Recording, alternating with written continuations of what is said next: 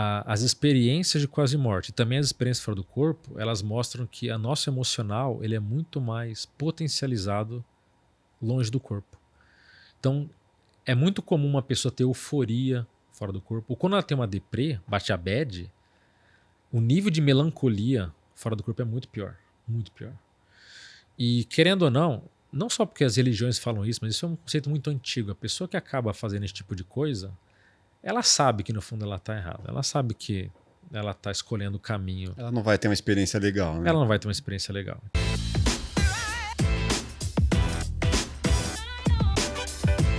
Eu tive uma experiência que eu não sei se chega a ser quase morte, mas foi de afogamento.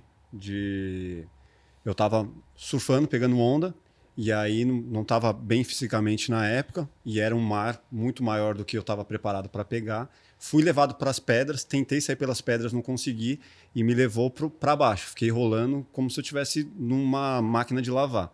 E ali eu tive uma sensação de memórias de, puta, era a véspera do meu casamento, puta, vou casar. Tipo, eu vi um pouco de filme e comecei a ficar tonto. E aí, escuro, não chegou a ser escuro, mas assim, a visão embaralhada. E aí, de repente, eu subi. E a minha prancha estava do lado ainda. Eu peguei, bati a perna, saí correndo, gritei e fui resgatado, no final das contas. Não sei se chega a ser experiência de quase morte, mas assim, foi assustador. Vamos colocar assim, se não teve experiência fora do corpo, não é. Não vi meu corpo fora. Não, então não é. Porque na quase morte, como eu falei, nem todo mundo vê túnel de luz, nem todo mundo vê um ser de luz, muitos até só escutam. Então, mas sempre tem algumas características que mostram que teve processos assim. Então, no teu caso, você talvez esteja ali num processo de desespero, possa ter acessado um tipo de memória. Não, saí desesperado mesmo. E ainda sangrando, né? Porque tinha ouriços e rasguei minha mão, rasguei a roupa de borracha que eu tava. Saí desesperado pedindo ajuda, cara. E o pessoal tava longe, assim. Aí, minutos depois, veio o bombeiro e conseguiu me tirar. Assim. Isso eu tinha 23 anos, né? Não esqueça. Sim. Canto direito da Praia da Baleia, litoral aqui de São Paulo. Porque assim, quando é um processo... A gente tem estudos científicos que mostram que quando a pessoa está se desligando, quando tem algum processo da morte, há áreas do cérebro da memória que são ativadas. Mas é completamente diferente da quase morte porque a pessoa está longe do cérebro, ela está longe da parte orgânica. Então, é um fenômeno que ele chacoalha cada vez mais as pessoas e tem inclusive um divisor de águas que eu coloco, foi um doutor, um neurologista de Harvard, um dos grandes especialistas em cérebro do mundo, que ele passou por uma quase morte, ele pegou uma bactéria muito agressiva no cérebro dele. E a mesma coisa, ele saía do corpo, aí ele ia para um local lindíssimo, e naquele local tinha um ser muito poderoso, assim, sem forma definida, que tinha uma espécie de energia muito acolhedora, muito pacífica, ele aprendia um monte de coisa, aí depois ele voltava, vamos dizer, ou diminuía o nível para uma dimensão primitiva, como se fosse quase de animais ou coisas muito... não muito racionais, mas muito ainda animalescas. Aí ele ficava transitando entre uma dimensão evoluída e uma inferior. E esse doutor, ele chama Eben Alexander, ele escreveu esse livro aqui, ó, Uma Prova do Céu. E esse livro, onde ele afirma, olha, é tudo menos alucinação. Inclusive, depois que ele volta da experiência de quase morte dele, aí sim ele passa com processos que são alucinatórios, que aí ele consegue perceber, ó, isso aqui era delírio do meu cérebro ainda combatendo a bactéria para voltar ao normal. Mas toda a vivência que ele teve é extremamente aguçada. E o que eu acho muito chocante, assim, que crianças têm experiência de quase morte. Tem relatos de crianças de 4, 7 anos. Um caso que me deixou muito impressionado foi de um menino de 7 anos que ele teve a opção de voltar ou não. Olha só. Um adulto não tem, e ele viu a vida dele, o que ele fez naquela vida. Até brinquei com uma pessoa, o que ele ficou vendo, né? Que a chupeta que ele roubou no versário, né? Não, mas ele viu tudo que ele fez. E aí mostraram, ó, inclusive, esse não são tantos, mas nesse caso, esse garoto mostraram um fenômeno chamado de pré-cognição, que popularmente é chamado de premonição. Então mostraram cenas do futuro para ele. Ó, se você voltar, ó o que vai acontecer na tua vida. Tarará, mostrou. Tipo Minority Report, o filme. Exatamente. Uhum. A diferença é que em muitos casos de quase morte, a pessoa sabe que quando ela voltar para o corpo, muitas dessas memórias, do que ele viu do futuro vai ser apagado. Por uma questão de não afetar livre-arbítrio. Porque senão eu já sei o que vai acontecer. Não tem graça, ou já tá...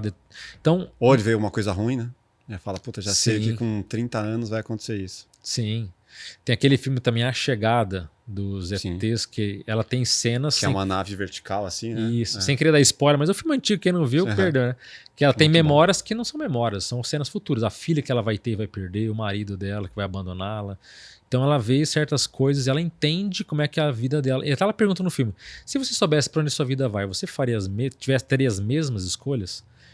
Então tem casos que a pessoa fala, eu sei que mostraram cenas do futuro, eu sei que eu vi, até alguma coisa eu consegui lembrar, mas muito é apagado. Essa criança viu, deu opção, ele voltou. Um caso também clássico, muito marcante, é de uma americana chamada Vicky. Tem na internet o caso dela chamada Caso Vicky, que ela era uma cega de nascença, quer dizer, sem referencial nenhum, de forma, de cor, de nada.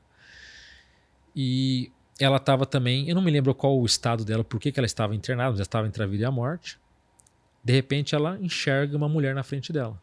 Simplesmente começou a enxergar, uma cega que nunca viu nada. E aí ela viu que era ela pelo cabelo. Ela era uma mulher branca, mas tinha o cabelo na época, acho que aquela moda dos anos 80, bem caracoladinho, né? Uhum.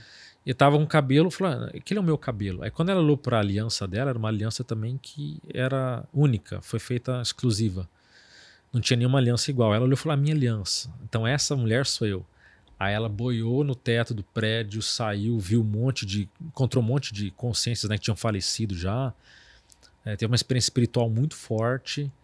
E aí ela volta com a informação, contando. E quando ela volta, obviamente, né, é muito emocional. Quando ela conta, no próprio relato que tem dela no YouTube, ela se emociona, porque ela fala, agora eu sei o que é ver, eu sei o que é uma cor, eu fui para uma dimensão evoluída, ela, sabe? Então, até mesmo o cego pode ver, porque você não está no teu olho.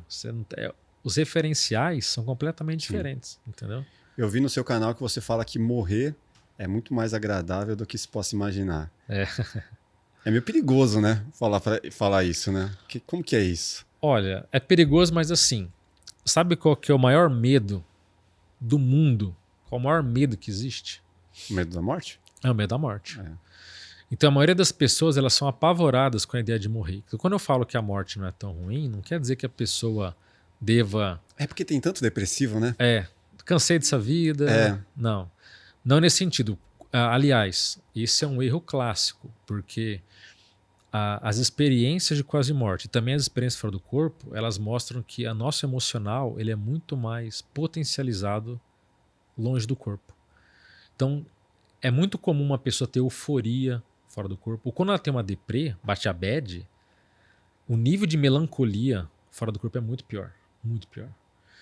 E querendo ou não só porque as religiões falam isso, mas isso é um conceito muito antigo. A pessoa que acaba fazendo esse tipo de coisa, ela sabe que no fundo ela está errada. Ela sabe que ela está escolhendo o caminho. Ela não vai ter uma experiência legal, né? Ela não vai ter uma experiência legal, entendeu? Então, casos assim também são muito antigos de relatos de pessoas que veem, enxergam pessoas que cometeram isso. E se ela achar que o sofrimento dela vai acabar, pelo contrário, vai potencializar.